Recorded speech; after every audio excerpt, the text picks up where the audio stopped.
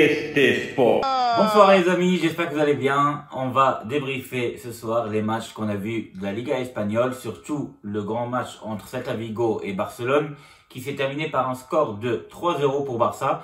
Et oui, 3-0, c'est un grand match de Barcelone, malgré plusieurs détails qu'on va détailler tout simplement maintenant. Tout d'abord, je vais vous donner la formation de FC Barcelone. Donc ce soir, Koeman, il a composé son équipe en mettant comme gardien de but Neto, parce qu'on sait très bien que Ter Stegen est toujours blessé. En défense centrale, il a mis l'anglais avec Piqué. En arrière gauche, c'est Jordi Alba. Et en arrière droit, c'est Sergio Roberto. Au milieu de terrain, il a mis Busquets avec De Jong et Coutinho, qui a fait un grand match aujourd'hui. Et en devant, il a mis Griezmann avec Ansu Fati et Messi, Lionel Messi. Voilà, donc ça c'était la composition de FC Barcelone, classique 4-3-3. Donc le Barcelone a joué avec cette équipe-là. Elle a réussi en première période à marquer un très joli but de Ansu Fati, donc au bout de même pas 16 minutes. Et donc Barça jouait très bien à la balle, donc il y avait des jolies combinaisons, des jeux en profondeur, des petites passes pour composer bien le jeu, et il avait une très belle possession de jeu, et franchement, donc il dominait tout simplement la première mi-temps sans problème, malgré qu'il jouait à l'extérieur, donc pas chez eux. Il jouait à Celta Vigo, et il faut pas oublier quand même que le terrain était un petit peu mouillé, qu'il pleuvait et qu'il y avait un peu de vent, et franchement c'était très dur de jouer un match de football ce soir-là, mais malgré tout on a vu un très joli match avec beaucoup de jeux techniques et pas beaucoup de déchets.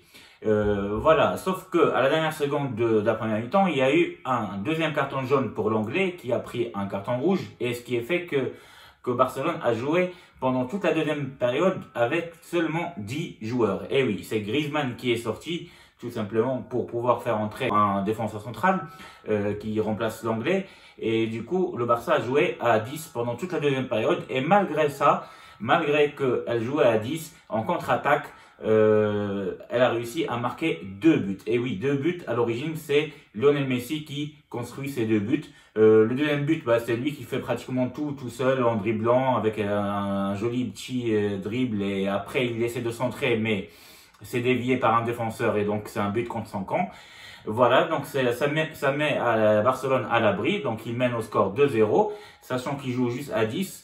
Et voilà, et en deuxième période, c'est Celta Vigo qui dominait le match, qui ont la position de jeu, et ils essayaient de revenir au score, mais ils n'ont pas réussi. Barça a bien défendu, voilà, ils ont fait tout ce qu'ils pouvaient pour bien défendre, et à la dernière seconde du match, c'est Messi qui percute et qui perce la défense, et après il tire sur le gardien, et la balle revient sur le pied de Sergio Roberto qui met le troisième but et qui offense Celta Vigo pour gagner 3-0 à l'extérieur. Et oui, 3-0, donc c'est un très bon match de Barça en jouant à 10, parce que c'est pas comme le premier match contre Villarreal où ils jouaient à 11, où ils arrivaient à toujours avoir la position de jeu pendant tout le match. Donc Barça commence très bien la Liga cette année-là, en gagnant les deux premiers matchs 4-0 et 3-0. Donc ils ont un goal average plus 7 et 6 points en seulement 2 matchs. Donc c'est très fort.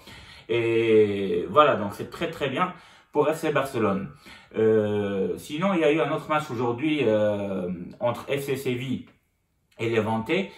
Séville a joué à domicile et elle a gagné à la dernière seconde grâce au but du Marocain En-Nesyri, une belle tête de Nesyri, franchement, qui est rentré en cours de jeu en deuxième période. Et c'est vrai qu'il y a eu plusieurs critiques sur lui, surtout quand il a raté le face-à-face contre Neuer, mais on sait qu'il n'y a pas que lui qui rate les face-à-face. On a vu que Haaland en Super Coupe d'Allemagne aussi, il a eu un face-à-face qu'il a raté en Neuer, donc Neuer, c'est un grand gardien. Ça arrive de rater quelques buts contre lui en face-à-face. Mais Nesyri, après ça, pendant le premier match, il avait raté pas mal de buts, et il n'était pas, on va dire qu'il a eu certains doutes. Mais aujourd'hui, il est rentré, il n'a pas touché beaucoup de ballons, franchement, et il a mis une belle tête à la dernière minute du match, et il arrive à donner les 3 points à FC Séville, qui fait que FC Séville, elle aussi, elle a 6 points en seulement 2 matchs. Et d'ailleurs, c'est ce dimanche-là qu'on va avoir un grand match entre les deux, entre Barcelone et FC Séville au Camp Nou. On va voir justement, c'est le premier test de Barça pour voir si Barcelone, maintenant avec Koeman, est-ce qu'ils arrivent à mieux jouer qu'avant et avoir tout simplement le jeu barcelonais qu'on connaît à l'époque de Luis Enrique ou Guardiola, etc. Voilà. Donc ça, c'était les bons matchs de la Liga espagnole. Il y a eu un match en EFL en Angleterre entre Arsenal et Liverpool. Et Liverpool a été éliminé par Arsenal au tir au but.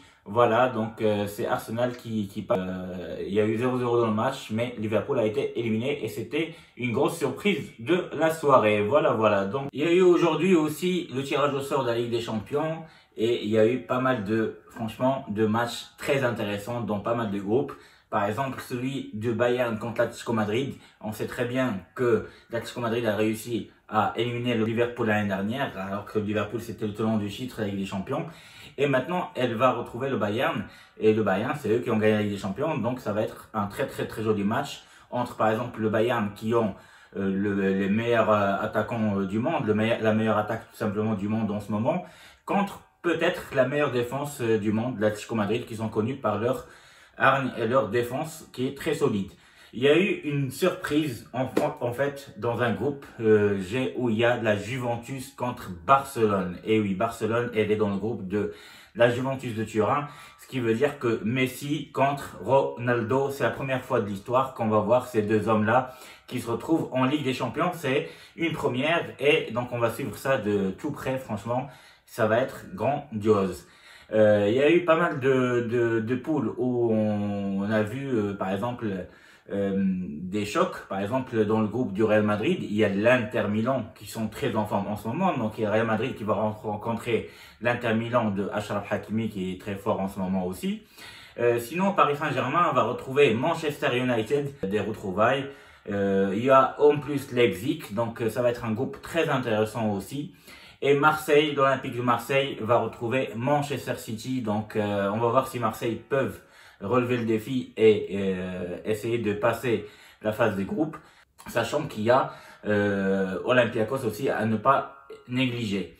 Voilà, donc il y a eu le tirage de sort que j'ai mis dans la communauté, que vous pouvez voir dans la communauté. J'ai mis tous les groupes avec toutes les équipes qu'il y aura du groupe A jusqu'à le groupe H, les 8 groupes.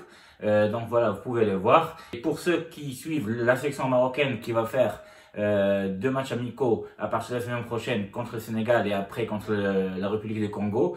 N'hésitez pas à voir dans la communauté la sélection des joueurs convoqués, les Marocains qui ont été convoqués par le sélectionneur Vahid Halilhodzic. Donc vous pouvez voir tous les joueurs et la petite surprise c'est que Mouner Haddadi a été convoqué et pas Hamdallah qui est franchement très fort et qui fait des choses très fortes, que ce soit en Arabie Saoudite ou en Ligue des Champions d'Asie. Mais il y a des problèmes entre la Fédération royale marocaine et Hamdallah qui doivent résoudre avant qu'il soit appelé tout simplement. Donc je vous laisse voir ça dans ma communauté. Donc